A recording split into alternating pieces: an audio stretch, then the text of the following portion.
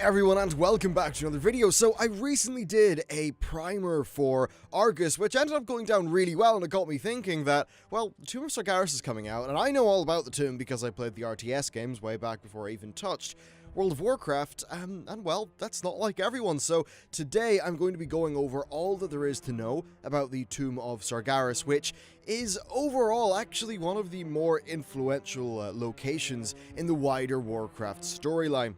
Alright, so let's kick it off by just covering what the tomb actually is and was in the past. So the tomb of course existed long before any major storyline took place there. It used to be the Temple of Elune, and Elune of course is the Night Elf goddess. Now you've got to remember that we're talking, over 10,000 years in the past, and back in those days the entire, or at least all the land masses we know, were one continent, so this was squarely in the main Night Elf territory. It was a part of the city of Suramar, which at the time was just another part of the wider High Elf society, and that's pretty much what it was, just a big temple.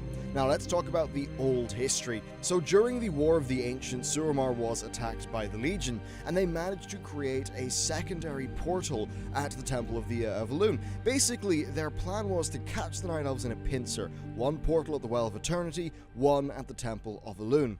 Now, Suramar, of course, had the Night Well, which you can basically think of as a miniature Well of Eternity that the Nightborn sustained using the Eye of Aman'Thul, which is, of course, one of the pillars of creation. Now, at this time, the pillars were all in control, controlled by the Highborn, who eventually managed to close that portal, and they put up a number of seals using the pillars of creation, which actually will come in handy later, so good on them, but the world kinda blew up shortly afterwards. So the Sundering is the event that split up the supercontinent of Kalimdor into what we see today, and this sunk most of Suramar into the sea. Now, that said, they were able to put up their big fancy shield, which saved a chunk of the city, but didn't save most of it, and the Temple of Elune completely sunk. Then, around 9,000 years later, Egwene was hunting demons in Northrend. She was the guardian at the time. Now, just as the demons had been defeated, the avatar of Sargeras appeared, and she did eventually manage to defeat it. But she knew the caliber of the being that she was dealing with, and she decided it would be a good idea to hide the body away in the sunken Temple of Elune, where she could basically piggyback off all of the Highborn seals. She then placed additional seals on the temple so that basically no Azerothian could actually get in, and with Sargeras being entombed there, the Temple of Elune then became the Tomb of Sargaras. Alright, let's move on to the RTS game. So the tomb then lay at the bottom of the ocean for hundreds of years until the events of Warcraft 2. Gul'dan, and I mean original Gul'dan, not alternate universe, current day, time travel, bizarre Troy Baker Gul'dan, he was a really ambitious guy, and rather late into the day in the Second War, basically Ogrim planned this massive attack on the capital city of Lordaeron, which is the current day Undercity. Now Gul'dan, who led the Stormreaver clan, was supposed to help him, but he didn't. Gul'dan was very well aware of the Burning Legion goings on. After all, he is the guy who basically sold the orcs out to them.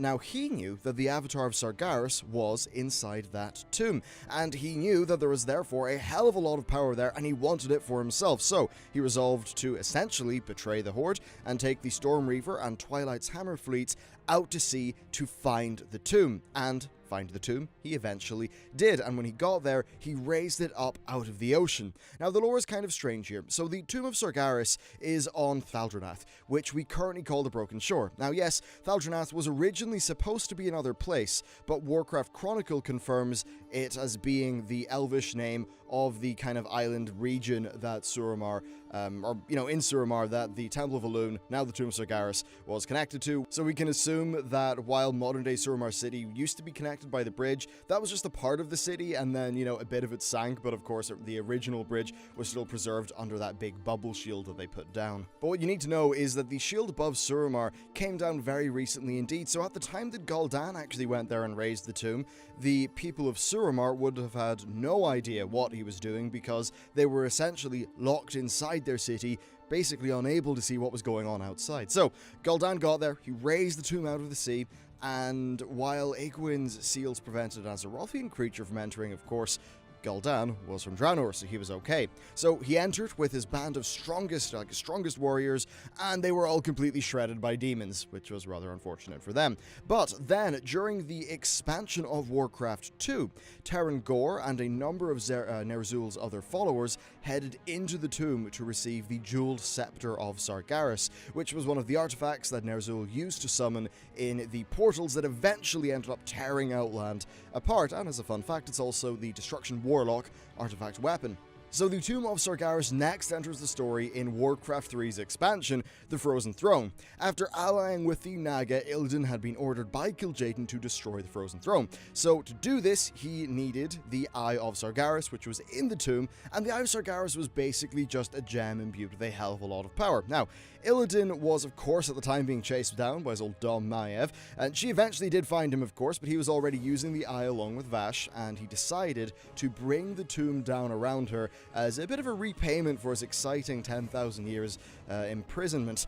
Now, a number of Maiev's Watchers were killed, and actually one of the main ones there can be found as a Banshee in the raid today. Illidan eventually escaped and a whole bunch of plot happened, but that's essentially the last thing that happened with the tomb in the RTS, as it would indeed stay quiet for years, until the end of Warlords of Draenor. Now, in an alternate version of Draenor, the Orcs did not fall to the Burning Legion.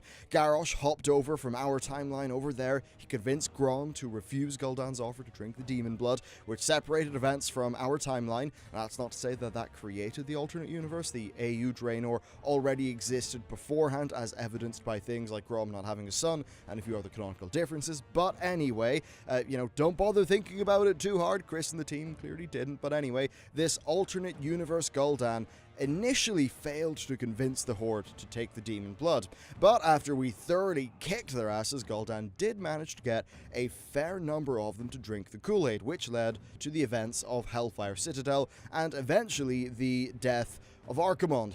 Supposedly, he technically died in the Nether, but Blizzard could probably go in whatever direction they want with that. But in the end, basically, Gul'dan failed. One of Archimonde's last things was telling him that he signed a pact, he didn't fulfill it, so he still has things to do, and he essentially gets yanked back through that portal. Now, he was then through the portal onto our Azeroth, and Kil'jaeden then granted him with the knowledge that he would need to carry out his mission. So he was tasked with going to the Tomb of Sargaras, and he was pursued by Khadgar, and this is all covered in the Tomb of Sargaras audiobook that came out shortly before Legion. So Gul'dan eventually made his way to the tomb, but he was being pursued by Khadgar, who at the time was taunting him about our timeline's Gul'dan, how he was ultimately a pawn, and they fought evenly enough until Gul'dan convinced Kil'jaeden to tell him how to unlock the tomb's power. Now, this would involve breaking the seals that had been placed upon the tomb, and breaking these seals was pretty taxing, and the seals got harder to break as, they sort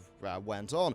So eventually he realized he couldn't break the final one and kill Khadgar, and he asked Kil'jaeden for even more power, and this was just as Khadgar finished telling him how the other Gul'dan had been torn to pieces by demons and ultimately was discarded. So Gul'dan eventually was granted more power, and he broke the final seal, and he decided that it was time to kind of squash his beef with the Legion, who he really blamed for the events of Draenor. So he used his power to talk face to face with Kil'jaeden. He accused the Legion of basically treating him like a disposable asset, that they would just discard him just like what they did with the past Gul'dan who died there 20 years ago. Kil'jaeden told him that basically everyone serves a master, even Kil'jaeden serves a master, and that Gul'dan could either be a loyal subordinate with a lot of power or be dead. So he had a decision. He could take the power that he had been granted and use it to open the Legion portal, as Kil'jaeden wanted, or he could take it for himself and have his vengeance upon Khadgar, only to have the Legion hunt him down and kill him, just like his predecessor. So, after a little bit of thought, he channeled his power into the portal, he opened up the portal, and he fully sided with Kil'jaeden, who was very pleased with the choice. And from then until now, of course, Legion forces have been coming through that portal that Gul'dan opened. He then went on to Suramar, formed the pact with Elisond, and basically when he had made that decision, that was really him proving that he was indeed loyal to the Legion. So yeah, he was a pretty high up figure by the end of things, but then he got disenchanted by Illidan, which led to the events of the Tomb of Sargaras raid, where we will be going into this old and thoroughly really thoroughly steeped in lore place. The various wings of this raid are quite interesting. We have a Night Elf wing, which will be harkening back to a lot of that very old lore, going back, over 10,000 years when it was a Temple of Elune. We've got the Naga wing, which really is a lot of Naga entering it now, but it is, there's obviously the Highborn turned into the Naga, so there's a little bit of stuff going on there. But once we've broken through all of those initial bosses, we do finally descend into the area with the Maiden of Vigilance, the Avatar, and, well, then some stuff happens with Kil'jaeden, I suppose, but that really does take us into the very depths of the Tomb of Sargaras, where Egwene eventually did bury the Avatar. A very interesting raid from a lore perspective indeed, and certainly one that, as we covered in the patch 7.3 primer about Argus, it's a raid that's going to be leading us into what seems like a pretty cool future patch, but I assume that's something we'll see maybe within the next month on the PTR. Anyway, guys, that is it for me. A quick primer, all you need to know about the Tomb of Sargaras from a lore perspective. Thank you very much for watching this video. Hope you enjoyed it, and I'll see you next time.